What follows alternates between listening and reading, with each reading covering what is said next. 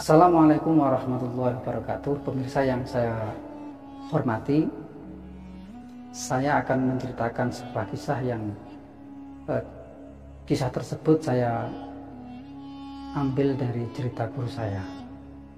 Jadi kita sebagai umat Islam itu punya seorang tokoh yang sangat masyhur, seorang tokoh yang sangat terkenal, mampu menaklukkan wilayah barat dan wilayah timur.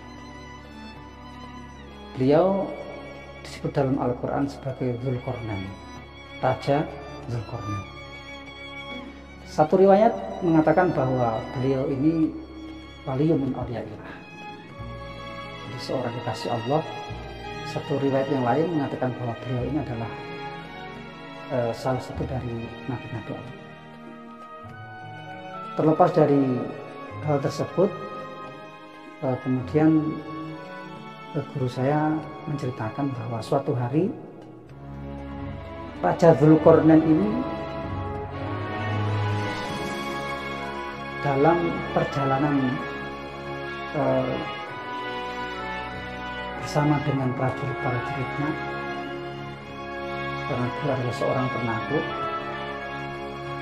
Kemudian setelah lama beliau dan para prajuritnya berjalan, sampailah Raja Dzulqarnain dan pengikutnya ini pada suatu tempat, di mana tempat tersebut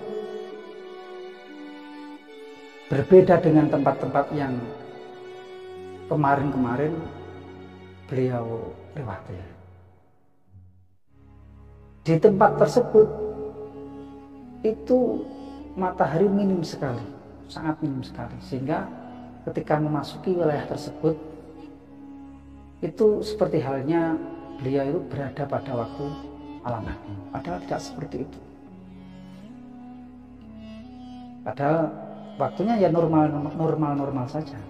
Tapi karena memang tempat tersebut minim sekali adanya sinar matahari yang bisa masuk pada lokasi tersebut, sehingga seperti halnya pada malam hari. Ketika beliau Raja Dzulqarnain ini berada dalam tempat yang demikian tadi, para prajuritnya ini semuanya sama bingung, ini kok tempat begini. Tapi yang namanya prajurit, maka tidak melakukan apa-apa, hanya menunggu komando dari panglima tertinggi, yaitu Raja Dzulqarnain. Tapi dalam hati semua prajurit dari Raja Dzulqarnain ini punya punya perasaan yang sama. Ini yang saya injak ini kok tanahnya, teksturnya kok berbeda dengan tanah-tanah yang kemarin kita lewati itu. Teksturnya berbeda, ada semacam pasir yang besar, atau bahasanya kita itu ada batu-batuan gitu, ada koralnya. Nah, di tengah kebingungan para prajurit ini dan belum adanya komando dari Raja Dzulqarnain harus bagaimana, ini terdengarlah suatu hatif, suara tanpa adanya rupa. Hatifnya berbunyi begini: barang siapa mengambil sesuatu yang diinjaknya, yang ada di bawah kakinya, maka dia akan menyesal. Itu suara pertama. Kemudian disusul dengan suara selanjutnya: barang siapa yang tidak mengambil, dia akan menyesal. Nah, ini tambah bingung. Barang siapa mengambil, dia akan menyesal. Barang siapa tidak mengambil, dia pun akan menyesal. Akhirnya dengan hatif tadi, ternyata dalam hati dan pikiran para pengikut Nabi Dzulqarnain ini, atau Raja Dzulqarnain ini, itu punya pemikiran yang berbeda-beda, punya kesimpulan yang berbeda-beda. di antara semuanya. Ada yang berkesimpulan begini, ya udah kalau ngambil aja menyesal, nggak mengambil menyesal, itu kan berarti barang nggak ada guna. Kalau nggak ada guna, ngapain saya repot-repot melakukan sesuatu yang ujung-ujungnya nanti saya temukan.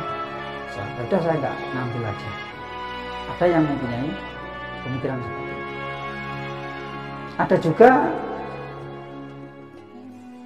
kelompok prajurit yang mempunyai pemikiran bahwa ngambil aja menyesal, nggak mengambil menyesal. Ya udah, tak ngambil aja saya, tapi sedikit aja, 1 atau 2 potong, kemudian diambillah sesuatu yang diinjak mereka itu, kemudian dimasukkan ke sana. Pikirannya sederhana sekali. Kalau toh nanti saya itu menyesal, lalu cuma sedikit, nanti tinggal saya buang aja. Ada lagi kelompok yang ketiga ini, ya udah ini berhubung ngambil itu nantinya juga akan menyesal, nggak ngambil juga nanti juga akan menyesal, udah tak ambil yang banyak aja. Wong kita kita itu kan rombongan, jadi walaupun kita ambil banyak, nanti kita bagi ke kelompok biar bagaimana ketika kita ngambil banyak itu tidak terlalu berat kita mental. Akhirnya seperti itu. Setelah berlalu beberapa saat, maka diteruskanlah atau terdengarlah komando dari Panglima tertinggi yaitu Raja Dzulkarnain untuk meneruskan perjalanannya. Akhirnya ya itu semuanya para prajurit itu berjalan sesuai dengan komando dari Raja Dzulkarnain sampai pada akhirnya mereka semua keluar dari tempat yang minim penerangan tadi, minim masuknya sinar matahari tadi, sehingga tempat yang tadinya itu gelap gulita seperti halnya pada malam hari itu terang benderang, terlihat semua yang ada di sekelilingnya. Akhirnya ketiga kelompok ini tadi penasaran, itu tadi yang saya ambil itu apa? Yang ambil sedikit tadi langsung diambil dari satunya. Aku ternyata bahwa batu-batuan yang terinjak di kaki mereka itu ternyata adalah sebuah batu yang sangat berharga atau mungkin berlian. Batu-batu yang punya nilai harga yang sangat tinggi. Nah, yang ambil sedikit ini menyesal. Ngerti ya kalau yang saya ambil itu batu yang sangat berharga begini, pasti tadi saya ngambilnya banyak. Itu yang pertama. Yang kedua, yang mengambil banyak tadi itu ketika sudah tahu bahwa yang mereka angkut adalah batu-batu yang punya nilai harga yang tinggi, itu juga menyesal. Untuk mereka, walaupun toh dibandingkan dengan yang lain itu sudah banyak, tapi menurut mereka itu masih kurang banyak. Itu yang kedua. Ini yang golongan yang terakhir, yang tidak ambil sama sekali, itu juga menyesal. Karena apa? Karena ketika dia sudah tahu bahwa yang tidak diambil itu adalah sesuatu yang sangat berharga, maka dia pun menyesal kenapa dia tidak mengambil walaupun itu. Para pemirsa yang saya hormati, kemudian oleh guru saya cerita tersebut diramisi, diartikan bahwa sesuatu yang berharga tersebut dalam ajaran agama ya 2 hal. Napa niku? 1 iman, dan yang kedua adalah amal. Maka jangan pernah meninggalkan doa ini.